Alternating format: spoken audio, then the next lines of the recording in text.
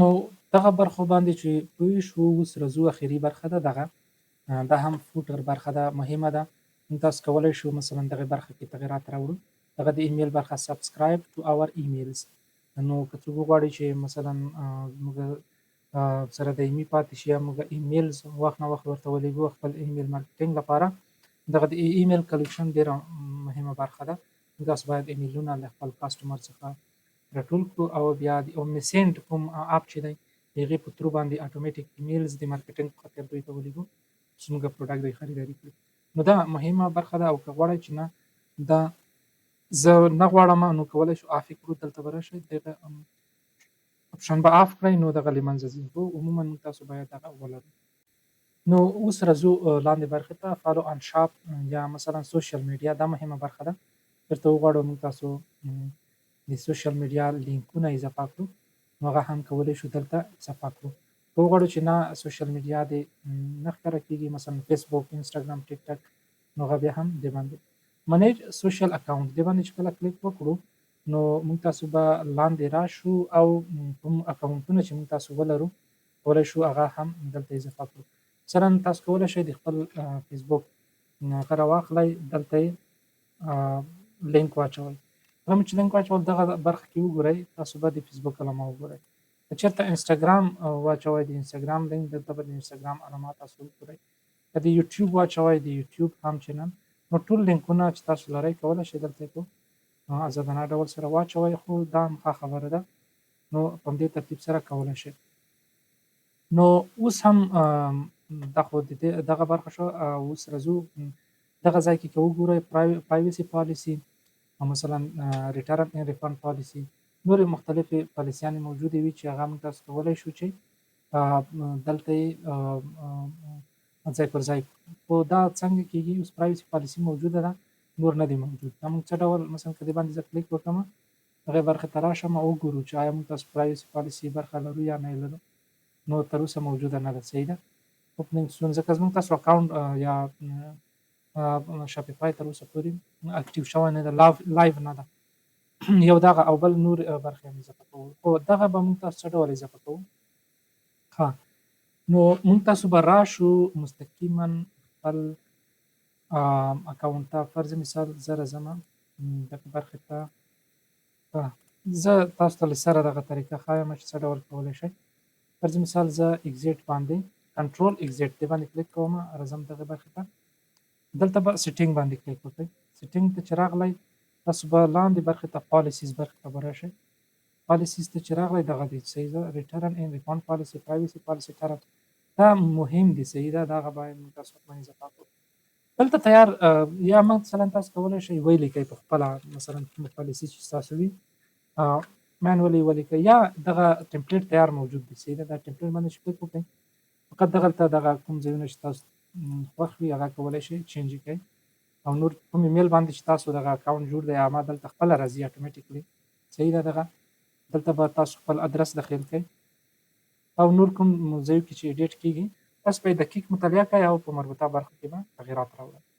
نو بیا به هغې نه وروسته پابلش باندې کلیک وکړئ نو دغه فنډ اینډ ریټرن پالیسي دا هم دا اکټیو شوله. دویم پالیسي پرایوسي پالیسي ده دا تیار اټومیټیکلی موجوده ده چې ما درته وښودله دا تیاره موجوده ده. که غواړئ چې نوي اضافه کړئ دغه د منځه یوسئ کولی شئ تغییر پکې راولئ یا هم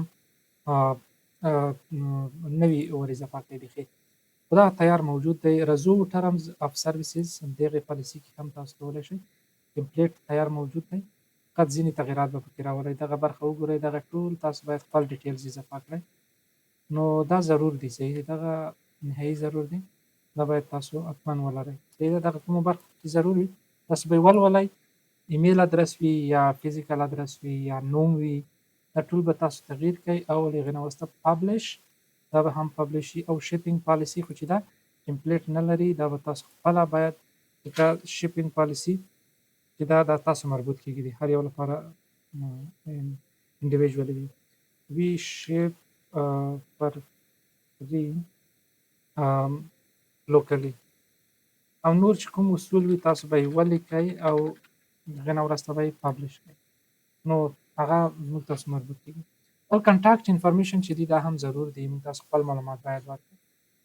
نو کوم معلومات چې مثلا انزرټ ټمپلیټ، موږ تاسو پیټ سپلای دا خو زموږ تاسو ټریډ نیم دی یا سټور نیم. فون نمبر به هم دلته فرض مثال ورکړو. دلته به خپل ایمیل ادرس ورکړئ، تیاری اخیستی دی، او دلته کولی شو تاسو خپل ادرس ورکړو او دغه واټ نمبر او ټریډ نمبر دغه هم کولی شو تاسو ورکړو. که وی لرو که وی نه لرو ډیلیټ او پبلش به کړو. نو دغه هم زموږ تاسو ټول دغه کومې پالیسیانې چې وي دغه وي. نو اوس که چېرته موږ تاسو خپل سټور ته راشو او دغه اپډیټ کړو، دغه برخه کې به ټولې پالیسیانې راغلې وي. صحیح ده.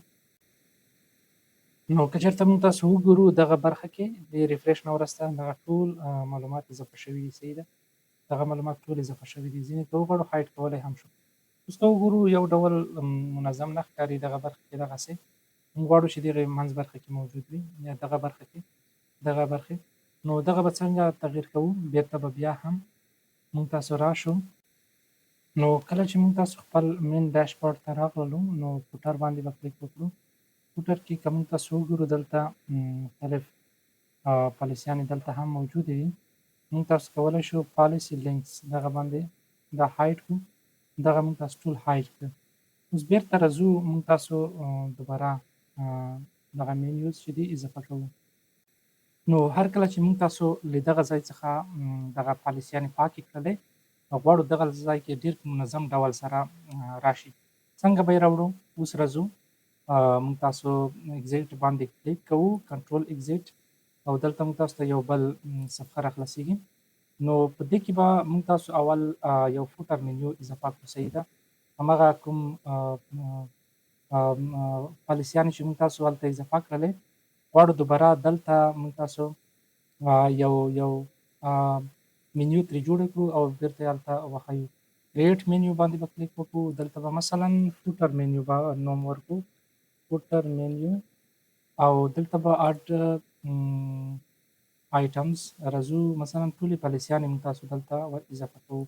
پالیسي باندې چې کلیک وکړو، عمل ټرمز اف سرویسز دویمه پالیسي به هم ور اضافه کړو، شپینګ پالیسي، او دریمه. په همدې ترتیب سره غواړو ټولې پالیسیانې دلته په دې منیو کې ور اضافه کړو.